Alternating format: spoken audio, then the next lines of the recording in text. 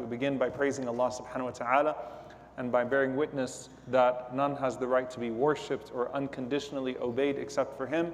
And we bear witness that Muhammad sallallahu alaihi wasallam is His final messenger. We ask Allah to send His peace and blessings upon Him, the prophets and messengers that came before Him, His family and companions that served alongside Him, and those that follow in His blessed path until the Day of Judgment. And we ask Allah to make us amongst them. Allahumma ameen.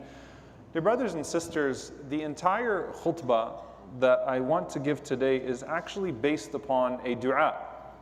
And it's a dua that in some manifestation gets attributed to the Messenger sallallahu alaihi wasallam, but there is no authentic chain directly to him alayhi salatu wasalam.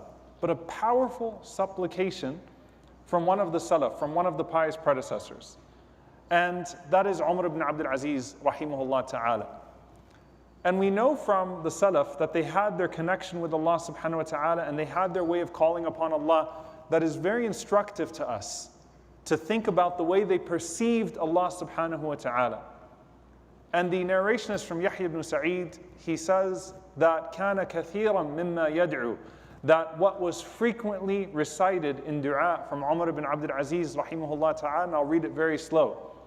Allahumma raddini biqada'ik.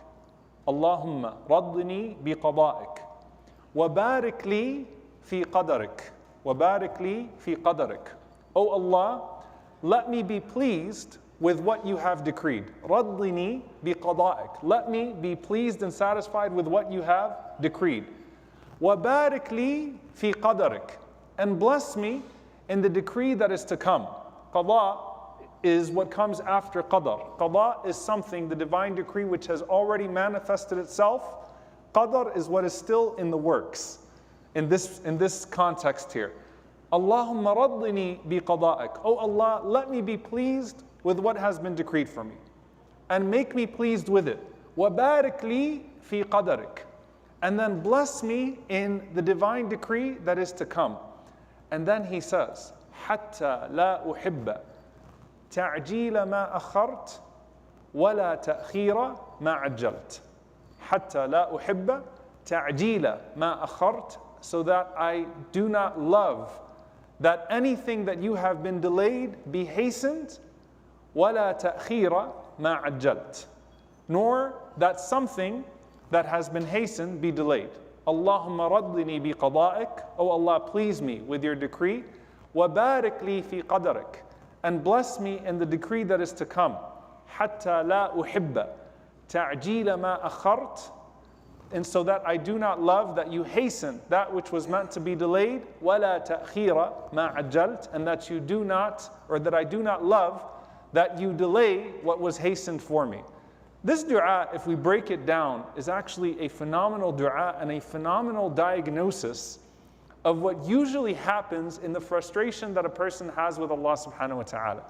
If you look at our entire existence on this earth, and this entire idea of a race against time, every day we wake up and we feel like we're rushed from this thing to the next thing, and we don't have time, and we're trying to achieve this and trying to achieve that. And there's a great level of stress, and especially when the efforts and the plans that you put forward are either completely disrupted by something that is out of your control, or that which you were pursuing is not coming to you as it should be coming to you with your planning. Time. I want it now. You think about the child in the car. Are we there yet? Are we there yet? Are we there yet? And many times when we're making dua to Allah subhanahu wa ta'ala, we're implying, is it there yet? Is it there yet? Is it there yet? And that's when the Prophet sallallahu alaihi wasallam said, most people will give up on their dua. Why? Because they've made that same dua over and over again, and it hasn't happened yet. And at that very moment, when it's about to come to you, the person says, دعوت فدعوت فلم يستجب لي. I made this dua, and it didn't happen for me. Allah subhanahu wa ta'ala mentions those that are being wronged and harmed and oppressed. And they say, متى نصر الله? When is the help of Allah subhanahu wa ta'ala going to come? And Allah says about the oppressor, or rather the Prophet sallallahu alaihi wasallam says about the oppressor, إِنَّ اللَّهَ لَيُمْلِي لِلظَّالِمِ حَتَّى إِذَا أَخَذَهُ لَمْ يُفْلِتْهُ. That Allah delays the oppressor. Meaning what? He allows that oppressor to continue in their oppression until they start to think that they're invincible, until they start to think that they're getting away with it. This is working. I'm not being held accountable. I have impunity. حَتَّى إِذَا أَخَذَهُ. And then when Allah snatches him, لَمْ يُفْلِتْهُ. He does not let him go. So both the oppressed is wondering when, and the oppressor is pushing the limits to see how far they can get with this. And there's a time factor involved. When is this all going to collapse?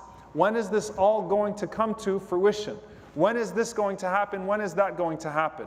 A person is pursuing marriage. When am I going to get married? A person is pursuing a career. When am I going to get that job? When am I going to get that opportunity? A person, a couple waiting for a family. When is that child going to come? And then you have the children. When is this going to happen with my child? All along, you start to realize that we have to have a submission to Allah's timing. Allah's planning as a whole, His qadr as a whole, but His timing. When Allah subhanahu wa ta'ala has decreed something to come. And there's something very profound about this, because as Ibn al-Jawzi rahimahullah said, if Yusuf alayhi salam focused on only getting out of prison, then he wouldn't have benefited from what was actually happening within the prison. And so when you're in a trial or a hardship, a person becomes so eager for that hardship to end. Ya Allah, when is this going to be lifted? That if they don't pay attention, they're missing out on the unique opportunities of that hardship to come close to Allah subhanahu wa ta'ala. As he said, one of the Salaf, one of the pious predecessors, asked Allah subhanahu wa ta'ala in a dream, Ya Allah, how come this dua has not been fulfilled yet? And the answer was, Ya Abdi, O my servant, I love to hear your voice. أحب أن أسمع صوتك. I love to hear your voice in dua. And what you were getting out of those moments of dua as the delay was happening was better than what you were seeking in the immediate moment. The delay became good for you because what you attained in terms of faith and character in that delay was far greater than what Allah subhanahu wa ta'ala could have hastened for you in the moment. When you're in the midst of the trial, Allah subhanahu wa ta'ala pushes you towards certain things or offers you the potential to push yourself towards certain things. The entire time you're saying, when? And it's important to take a step back and say, you know what? While I'm asking Allah subhanahu wa ta'ala for this trial to come to an end, let me pay attention to the unique opportunities that exist within this trial. As the scholars mention, when you're pursuing a blessing, sometimes, subhanAllah, in the process of pursuing a particular blessing, we neglect the blessings that already exist around us. And I'm not just talking about the idea of health and the idea of, the concept of gratitude and shukr for what you have. But while you're in the pursuit of this particular thing, if you develop tunnel vision, when is this going to happen? When am I going to get this? When am I going to get that? The other ni'am in your life all have a timeline. The other blessings all have a timeline. And they're moving towards a sense of expiration. So your parents are getting older while you're pursuing this. Your kids are getting older while you're pursuing this with your career. This is happening while this is happening. And if I'm so focused on this blessing that I'm in pursuit of, then those blessings are also moving on a timeline. And I'm missing out on something here. And to take a step back and say, instead of when, wait a minute, what's all this that's already around me? And how do I have a refreshed lens on a daily basis for those things? And that's one of the blessings of shukr. Shukr refreshes the lens every day on the ni'am that you have in your life, on the blessings that you have on your life, to make you say alhamdulillah all over again. Alhamdulillah, alhamdulillah, alhamdulillah. You don't just say alhamdulillah you have a salary, you say alhamdulillah every time you have food on the table. It refreshes the lens so that you realize what I'm pursuing, if it's a halal pursuit, should not become such a focus and an obsession for me that I worry about the time that it's going to unlock itself, that I lose out on the limited time of the other blessings that are around me, whether that's the people or the things that are around me. So to move on from when, and to recognize, subhanAllah, that the delay that Allah subhanahu wa ta'ala gives to us at times is the greatest design for our lives. Of course, Allah Azza wa Jalla says, وَخُلِقَ الْإِنسَانِ, human beings have been created as what? عَجُولًا, hasty, hasty, hasty. We always want things now. It's not just our children that are always pushing and saying, when is it, are we there yet? Is it over yet? Am I going to get this yet? When? It's us as well, in our own ways with Allah subhanahu wa ta'ala. Ya Allah, when? When is this going to happen? When is that going to happen? And that doesn't mean that you don't become an ambitious person. That doesn't mean that you don't continue to pursue what Allah subhanahu wa ta'ala has made halal. But that means that you submit yourself to the timing that Allah subhanahu wa ta'ala has put you on. Submit yourself to His schedule. And stop seeing the delay as deprivation. It's not deprivation. Stop seeing the delay as denial. It's not Allah subhanahu wa ta'ala telling you no. Many times it's Allah telling you not yet. And it's for your own good. And by the time you come around to realize that if you were not observing the lessons of that delay, then the delay would have gone to waste. I'm sure Zakaria alayhi salam at some point asked, well, when?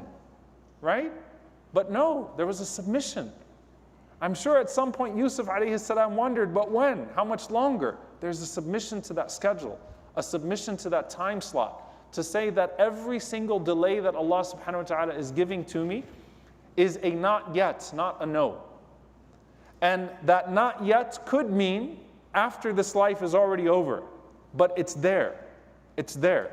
Allah subhanahu wa ta'ala will not let you ask without giving you. It's there, but you have to wait and submitting yourself to that time. Now then go back to what Umar ibn Abdul Aziz rahimahullah ta'ala was saying in his dua. And he used to make this dua frequently. It's not something that they heard from him once upon a time. Allahumma raddini bi qada'ik. Oh Allah, let me be pleased with the decree. It's already happened. I'm not going to sit there and say, why did this happen this way or why did that happen? Alhamdulillah, let me be pleased with it. Please me with what is here. وَبَارِكْ لِي فِي قَدَرِكَ. And bless me in what is to come, in that decree that is to come. حَتَّى لَا أُحِبَّ تَعْجِيلَ مَا أَخَرْتَ وَلَا تَأْخِيرَ مَا عَجَّلْتَ. So that I only love things at their time, so that I do not wish for that which has been delayed to be hastened, nor that which has been hastened to be delayed. You know, I give you this example, subhanAllah, and it's a lot of times the TV references and the movie references and things come to your mind. You know, in those movies and shows where someone gets stuck in an elevator, the electricity goes out and suddenly two people are in an elevator together? Or they're in a room and the power goes out and suddenly, you know, we kind of lived that movie here when we lost our power in the winter storm that happened before, right? And suddenly people have to actually talk to each other and things are frozen and put into place. And then what ends up happening when those people are stuck together for a long time and they're not able to continue the rat race of this dunya? They actually get to know each other. They refresh their relationship with one another. There's a moment of pause that's forced upon them that they don't like initially, but then once the pause is over and things resume, they're grateful for the pause. At the bare minimum, the blessing of that pause is your reconnection with Allah subhanahu wa ta'ala. Because there are very few people that will call upon Allah subhanahu wa ta'ala with more sincerity and more connection and more devotion and more love in their times of comfort as they will in their times of desperation. At the bare minimum, there's a qiyam that was induced. There was a tear that was induced. There was a dua that was induced. And the eyes that shed tears for the sake of Allah subhanahu wa ta'ala will not touch the fire. And the dua that is made from the heart will immediately transition and transcend and ascend through the heavens till it reaches Allah subhanahu wa ta'ala. And the thing that you asked for, should it be halal and in proper means, will surely be given to you in a way that Allah subhanahu wa ta'ala knows is even better for you. But slow down. Don't just submit yourself to Allah's plan, submit yourself to Allah's timing. Don't just say, I know Allah is able. Say, I know Allah knows when it's better for me.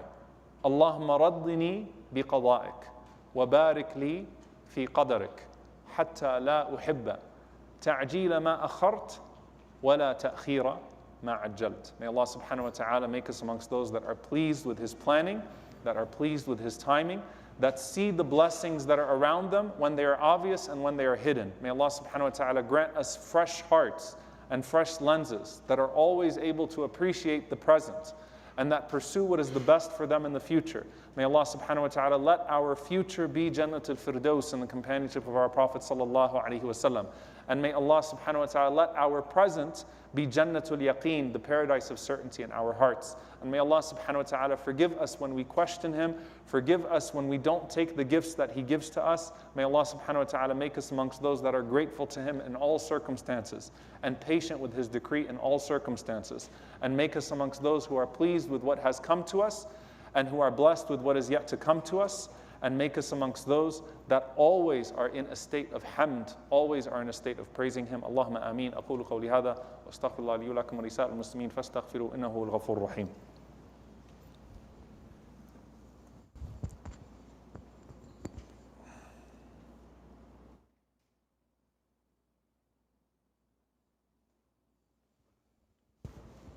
الحمد لله والصلاة والسلام على رسول الله وعلى آله وصحبه ومن والاه. اللهم اغفر للمؤمنين والمؤمنات والمسلمين والمسلمات الأحياء منهم والأموات إنك سميع قريب مجيب الدعوات. اللهم اغفر لنا وارحمنا واعف عنا ولا تعذبنا. ربنا ظلمنا أنفسنا وإن لم تغفر لنا وترحمنا لنكونن من الخاسرين. اللهم إنك عفو كريم تحب العفو فاعف عنا. اللهم اغفر لوالدينا رب ارحمهما كما ربونا صغارا. ربنا هب لنا من أزواجنا وذرياتنا قرة أعين واجعلنا للمتقين إماما. اللهم انصر إخواننا المستضعفين في مشارق الأرض ومغاربها. اللهم أعز الإسلام والمسلمين وأذل الشرك والكاذبين ودمر أعداء الدين. اللهم أهلك الظالمين بالظالمين وأخرجنا وإخواننا من بينهم سالمين. عباد الله إن الله يأمر بالعدل والإحسان وإيتاء ذي القربى وينهى عن الفحشاء والمنكر والبغي يعظكم لعلكم تذكرون. فاذكروا الله يذكركم واشكروه على النعماء يزد لكم ولذكر الله أكبر والله يعلم ما تصنعون. وأقم الصلاة.